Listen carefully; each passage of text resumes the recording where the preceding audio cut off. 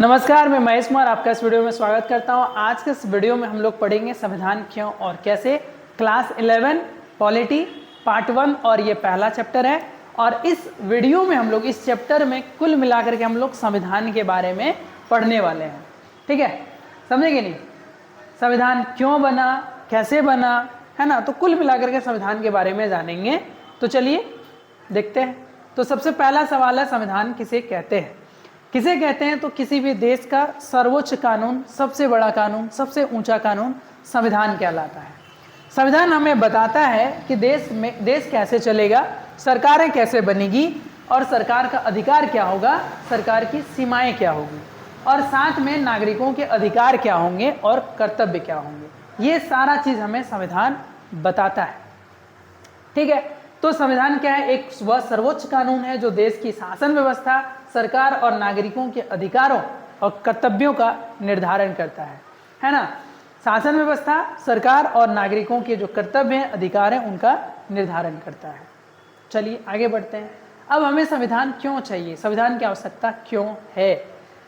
शासन व्यवस्था के लिए, देश में शासन व्यवस्था के लिए हमें संविधान चाहिए। देश कैसे चलेगा, ठीक है, सरकारें कैसे बनेगी, तो शासन के लिए हमें संविधान चाहिए। शक्तियों का निर्धारण, अब किसके पास क्या शक्ति होगी, कितना शक्ति होगी, सरकार के जो अंग होंगे उनका शक्तियों का निर्धारण के लिए हमें संविधान चाहिए। नागरिकों के अधिकारों की सुरक्षा, ठीक है, क्या पता क्या कौन सा समय आएगा नागरिकों का अधिकार छीन लिया जाए, तो नागरिकों के अधिकार की सुरक्षा के लिए हमें संविधान चाहिए। कर्तव्यों का निर्धारण, अब संविधान हमें बताएगा, देश के नागरिकों को बताएगा कि देश के प्रति उनकी जिम्मेदारी क्या होगी।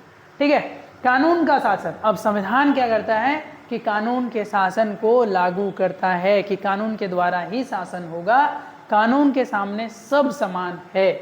राष्ट्रीय एकता और अखंडता, साथ में संविधान क्या करता है? देश की एकता को, देश की अखंडता को, देश की सर्वोच्च शक्ति को बनाए रखने में मदद करता है। ठीक है, तो इसलिए हमें संविधान चाहिए, संविधान की आवश्यकता हमें है।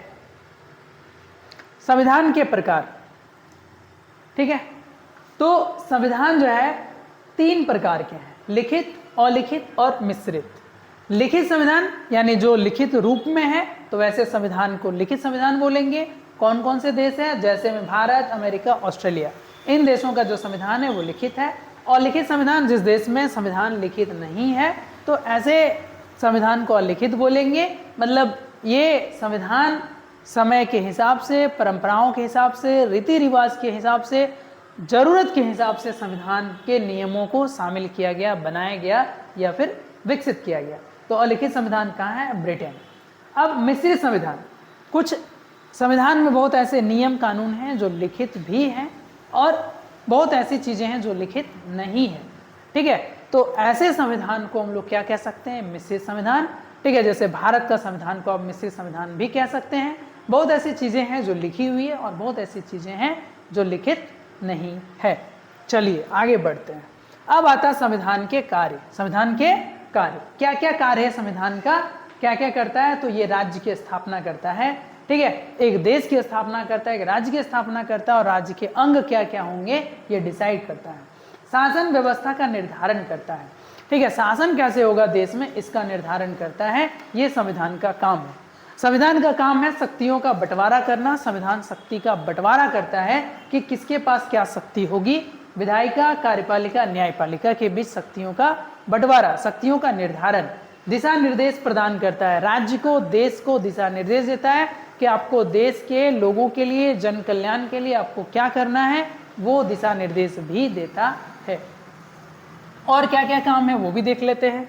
अधिकारों की रक्षा, संविधान हमारे अधिकारों की रक्षा करता है। न्याय की व्यवस्था करता है। ठीक है, न्यायपालिका की व्यवस्था करता है जहां हमें न्याय मिलता है।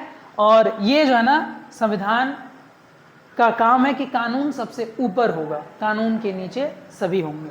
संविधान का संशोधन व्यवस्था भी करता है कि समय समय पर अगर दी कोई ऐसा कानून है, कोई ऐसा नियम है, कानून है जो जिनकी जरूरत नहीं है, तो ये बदलाव की भी व्यवस्था करते हैं। ठीक है, तो ये कुछ संविधान के कार्य हैं। उम्मीद करता हूं कि वीडियो आपको अच्छा लगा होगा। वीडियो अच्छा लगे तो वीडियो को लाइक करें और ऐसे ही वीडियो के लिए हमारे चैनल से जुड़े रहें। साथ में अपने पढ़ने लिखने वाले दोस्तों को वीडियो शेयर करें, उन्हें भी इस चैनल से जोड़ने का प्रयास करें। फिर मिलते हैं एक बेहतरीन वीडियो के साथ, तब तक के लिए जय हिंद, जय भारत।